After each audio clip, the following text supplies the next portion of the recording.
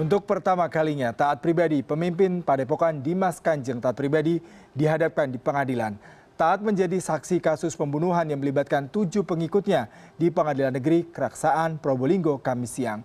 Taat datang dari tahanan Polda Jawa Timur sekitar pukul 9. Pria itu dikawal ketat penyidik unit Jatanum dan Brimob Polda Jatim.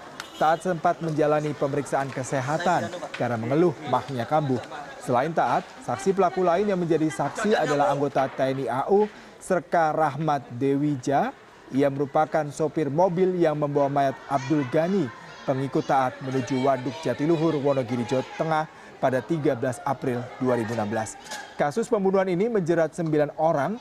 Selain 7 terdakwa, Rahmat dan Taat juga berstatus tersangka dalam kasus ini. Taat juga dijerat pembunuhan terhadap Ismail, mantan pengurus padepokan lainnya. Dan saat ini sidang kasus pembunuhan Abdul Ghani, pengikut Taat Pribadi, tengah berlangsung dengan saksi Taat Pribadi yang tengah dihadirkan di persidangan. Kita ikuti jalannya persidangan. Betul diberitahukannya pada hari Kamis tanggal 14. Ya, berita apa kan? Lupa, hari ini lupa, tapi Wali Wijaya memang pernah memberitahukan bahwa telah dilakukan pembunuhan di kantor Krimlo terhadap Abdul Ghani, betul? Betul, terhadap Abdul Ghani. Saudara mengetahui tidak? Pada waktu itu ada orang lain di sana. Pada waktu Wali Wijaya menyampaikan itu kepada saudara, ada orang lain yang mendengar? Tidak ada. Berarti hanya saudara bersama Wali Wijaya. Berdua. Terus pada waktu itu, apakah saudara mengetahui?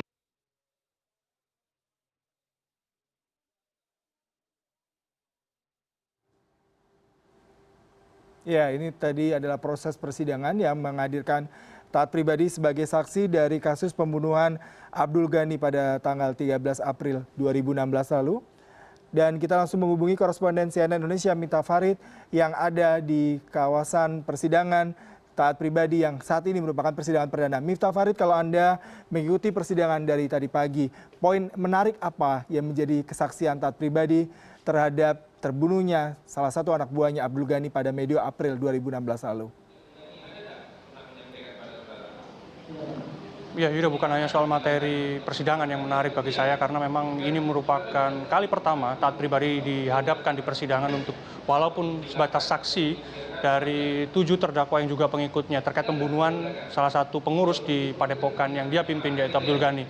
Namun ketika memasuki wilayah persidangan dan kemudian sidang dibuka oleh hakim, memang suasana panas sedikit terlihat ketika ada perdebatan antara kuasa hukum atau penasihat hukum Taat Pribadi, yaitu M. Soleh, yang menyebutkan bahwa seharusnya Taat Pribadi tidak langsung diberikan sumpah oleh hakim karena dia meminta agar hakim menanyakan dulu apakah Taat Pribadi mau diperiksa sebagai saksi atau tidak. Artinya, kalau ketika kemudian Taat Pribadi menyatakan bahwa dia keberatan untuk menjadi saksi atas 7 terdakwa, maka persidangan bisa saja ditutup. Namun hakim memiliki pandangan lain bahwa siapapun termasuk warga negara dan Taat Pribadi wajib memenuhi panggilan pengadilan dan menjadi saksi. Apalagi kemudian kalau hanya sebatas alibi yang dikeluarkan oleh penasihat hukum Taat Pribadi, yaitu adanya kasus yang sama yang menjerat Taat Pribadi dengan 7 terdakwa ini, walaupun status Taat Pribadi sebagai tersangka, ini akan memberatkan atau membuat kerugian bagi pihak kubu Taat Pribadi, terutama bagi penasihat hukumnya untuk melakukan pembelaan ketika nanti Taat Pribadi berstatus terdakwa. Namun ini yang kemudian dibantah oleh hakim, dan akhirnya ketika persidangan ini berjalan beberapa saat dan beberapa pertanyaan sudah diajukan kepada Taat Pribadi tanpa ada sumpah, hakim akhirnya memutuskan bahwa Taat Pribadi harus disumpah dan harus mengulang pertanyaan ketika dia merasa bahwa pertanyaan sebelum disumpah itu kemudian ada keberatan atau ada perubahan. Ini yang kemudian sedikit menjebak Taat Pribadi karena hakim sempat marah karena ada tidak konsistenan dari jawaban Taat Pribadi terkait siapa dan bagaimana kemudian Abdul Ghani dibunuh. Hakim bahkan sempat mengancam Taat Pribadi memberikan keterangan palsu, sehingga ini sempat terjadi keributan antara hakim dengan pihak penasihat hukum Taat Pribadi, dan sempat terjadi ada argumen bahwa kalau kemudian sirkulasi pembicaraan ini tidak bersumber atau bermuara dari hakim, maka hakim akan mempersilahkan bagi penasihat hukum Taat Pribadi untuk keluar dari persidangan. Begitu, Yuda. Ya, apa yang sebenarnya ingin diungkap oleh jaksa terhadap keterlibatan Taat, meskipun kali ini dia hanya sebagai saksi terhadap 7 orang anak buah lainnya yang diduga terlibat dalam kasus tewasnya Abdul Ghani, Miftah? Ya, udah. Kalau memang dilihat dari sisi taat pribadi dan penasihat hukumnya, memang posisi taat pribadi walaupun sebagai saksi memang cukup merugikan dari sisi mereka. Namun ini dimanfaatkan betul oleh jaksa penuntut umum, bukan hanya mengorek atau mencari fakta-fakta terkait apa dan bagaimana peran dari 7 terdakwa, tapi juga bagaimana kemudian peran taat pribadi terkait kasus pembunuhan yang membelit kedua pihak, baik taat pribadi maupun 7 terdakwa. Artinya apa yang kemudian digali oleh jaksa penuntut umum, misalnya berapa dan apa, bagaimana kemudian taat pribadi mengetahui Abdul Ghani tewas misalnya, itu juga menjadi poin pertanyaan. Ada perbedaan jawaban, misalnya ketika ditanya hakim sebelum sumpah, taat pribadi mengatakan bahwa 1-2 hari setelah pembunuhan terjadi dia baru tahu ada kabar Abdul Ghani tewas dan ditemukan di Waduk Jatiluhur di Wonogiri, Jawa Tengah. Ketika terus ditelusuri bagaimana dia tahu kabar ini, dia mengatakan bahwa itu dari salah satu terdakwa yang juga disidang hari ini. Namun ketika dalam proses sumpah sudah berjalan, ditanya lagi, taat pribadi mengatakan bahwa dia sama sekali tidak tahu bagaimana dan kapan kemudian si Abdul Ghani terbunuh. Dan ini juga menjadi perdebatan, apakah taat pribadi tahu bahwa Abdul Ghani dibunuh atau terbunuh. Ini yang masih didalami oleh penyidik dan oleh jaksa penuntut umum, dan pertanyaan-pertanyaan dari hakim ini seperti ditangkap oleh jaksa penuntut umum untuk memanfaatkan situasi yang kemudian menyudutkan taat pribadi terkait apa peran dia, termasuk juga pemberian uang yang diminta oleh Abdul Ghani, yang menurut versi taat pribadi bahwa Abdul Ghani meminta uang 130 juta melalui salah satu terdakwa, dan itu diasumsikan sebagai uang pinjaman, bukan uang pemberian. Dan juga pihak dari jaksa penuntut umum juga menyindir terkait uang sekitar hampir 200 sampai 300 juta yang diberikan kepada Abdul Ghani, yang kemudian oleh Abdul Ghani dibelikan 1 unit mobil, dan ini juga dikatakan sebagai taat pribadi sebagai uang pemberian.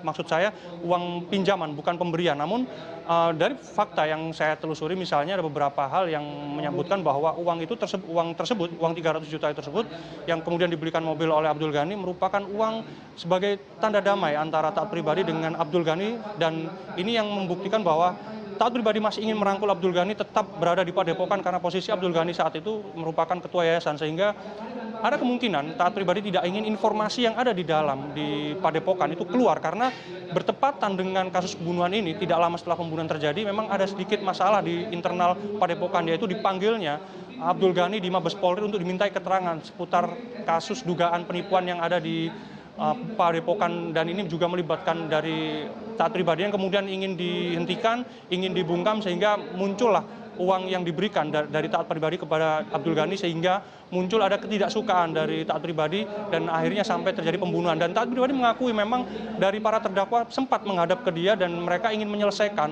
urusan dengan Abdul Ghani dengan caranya sendiri. Namun taat pribadi mengatakan bahwa dia tidak bisa mengetahui apa dengan cara menyelesaikan masalah ini sendiri. Dia tidak tahu bagaimana caranya para terdakwa ini kemudian menyelesaikan masalah ini. Dia hanya tahu, dan itu pun dari laporan para terdakwa.